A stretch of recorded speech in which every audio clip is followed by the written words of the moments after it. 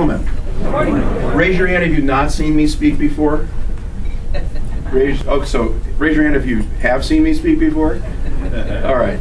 I welcome questions at any point. What I want to do is just set the stage for short pays, and the most important thing to know is that these are really different than anything you've done in the past. Real estate was practiced in very similar ways from about the end of World War II, 1945, until about 3 years ago. And everything has changed because of the advent of these short sales. There were a few of them in the early 1990s, but really not. The lenders are just learning how to do them. And the realtors whom we have seen getting in trouble with the Department of Real Estate or with civil lawsuits and claims by people for money are the folks who treat them as normal sales. If you just treat them a little differently, you'll find that that it really works very well. Let's take, for the moment, the seller's side. If you are representing a seller in a short sale, it's going to be different. Let me ask you, if a seller with equity in their home came to you and said, "I'd like to sell my house. Can you do that?" What's your answer? Yeah. Yes.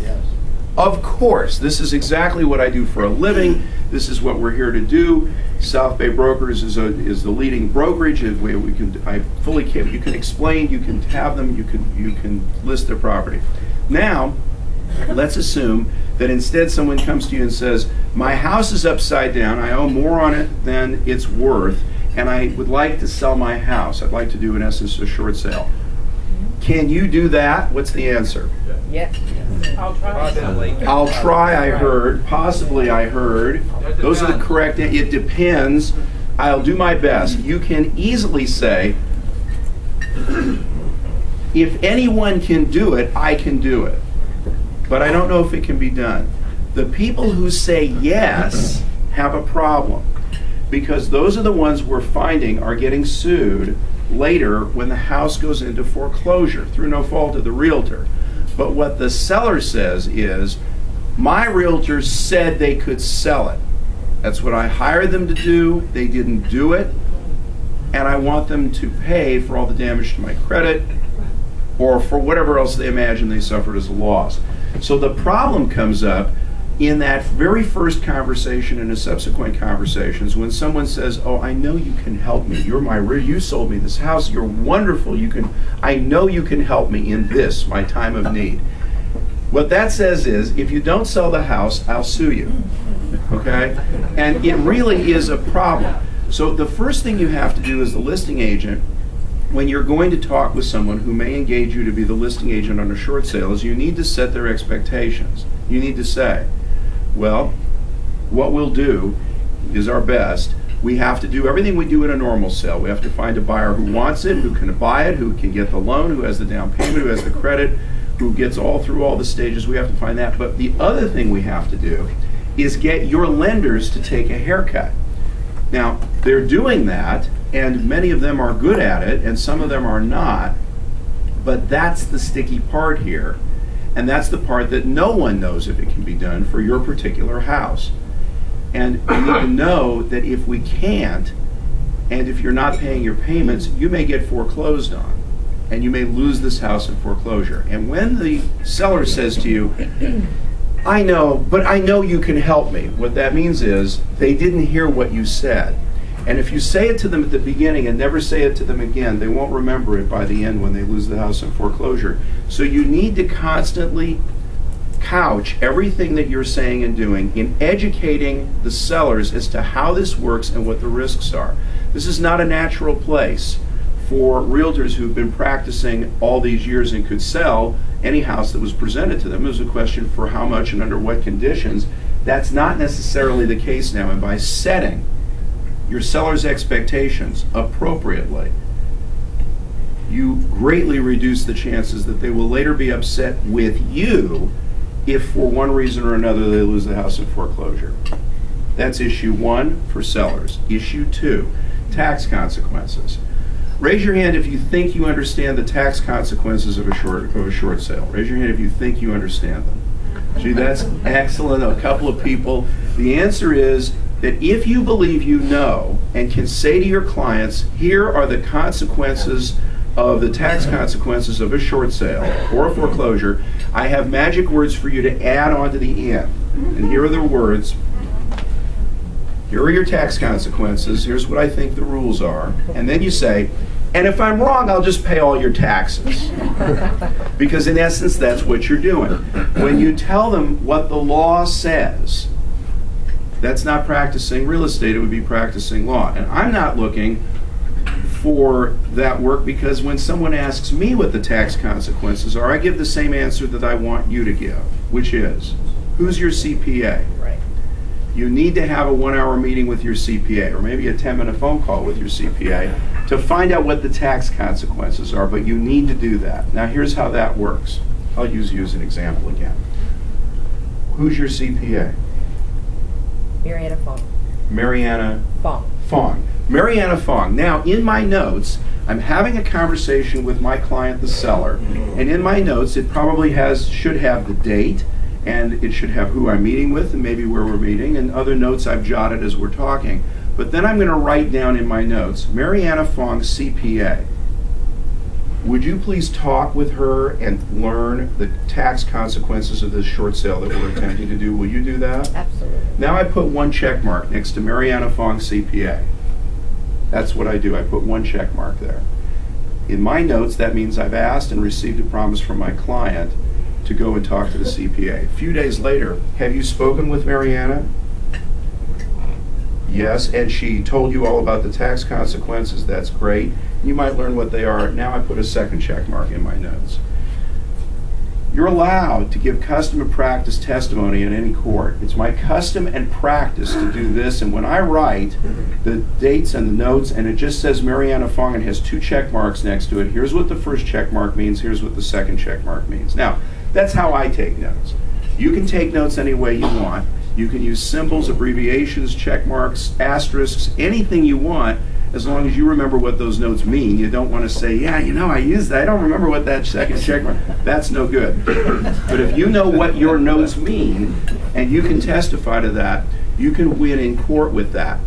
But even better than winning in court, when we get a demand letter from a lawyer who says, my client has suffered tax consequences and you gave them bad advice or you failed to give them advice, we have found tremendous success in mediations and settlement meetings just bringing those notes and having the realtor say, well, here's how I take notes.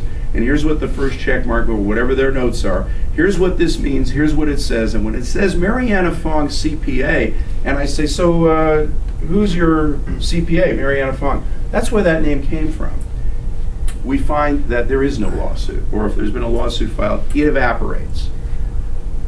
Note taking under these conditions is just as important as it is in anything else. So the second issue is tax consequences. The third issue for sellers is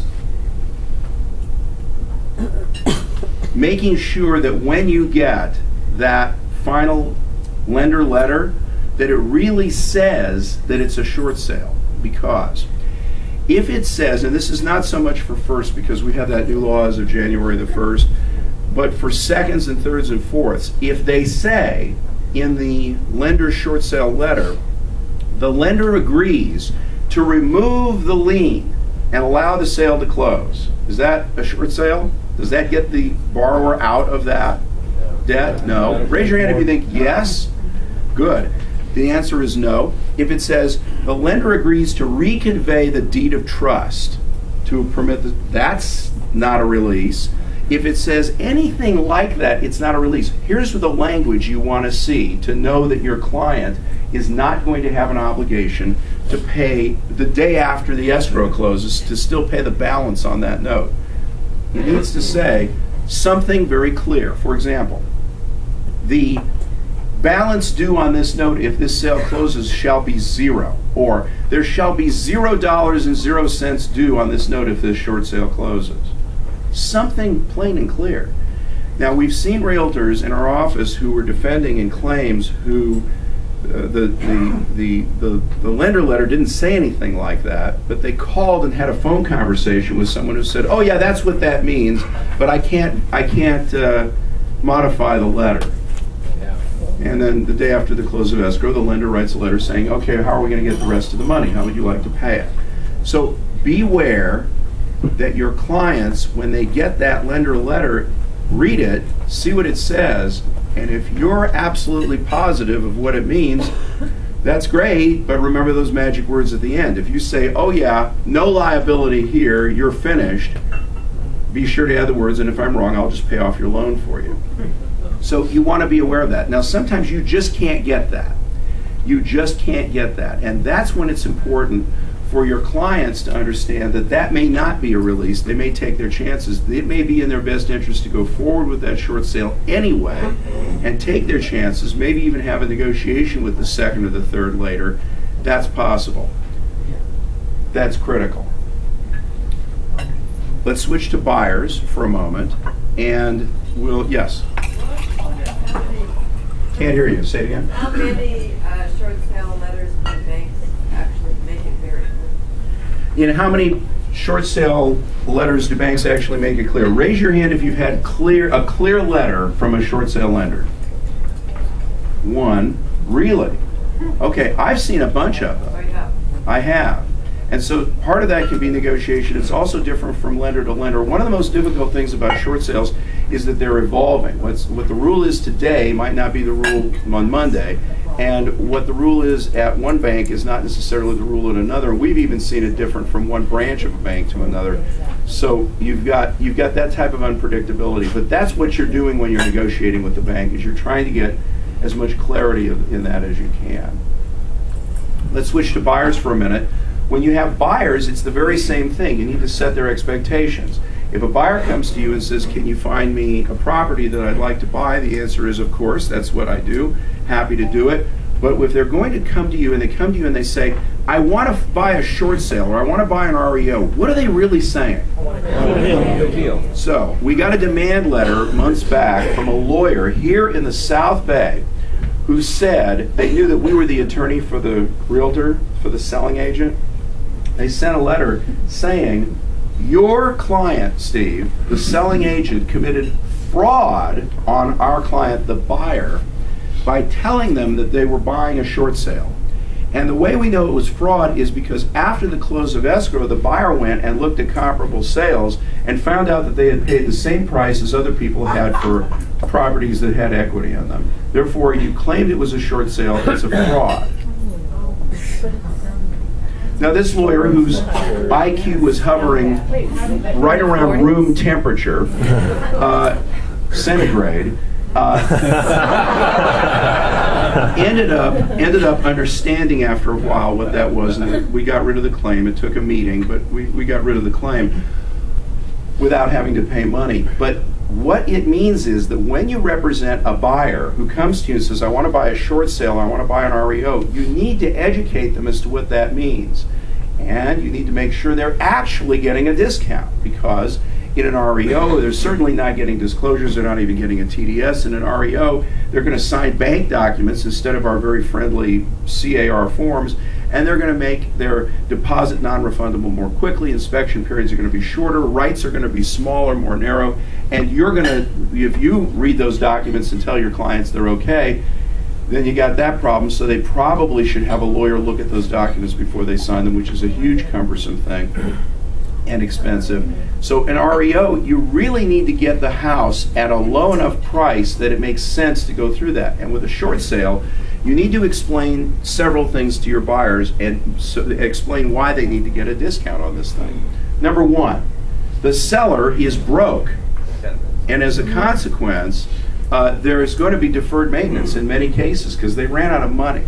Number two, the seller is broke, and as a consequence, they are not going to make disclosures the way someone would if they had equity to protect. Remember, the seller is depressed and angry and sad, and they're in a condition they never expected they'd be in when they bought the property.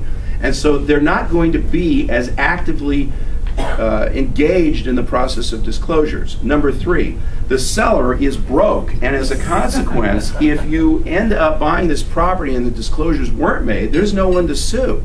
You're on your own when you buy this property. And which, by the way, plants the seed in their mind that you're not going to be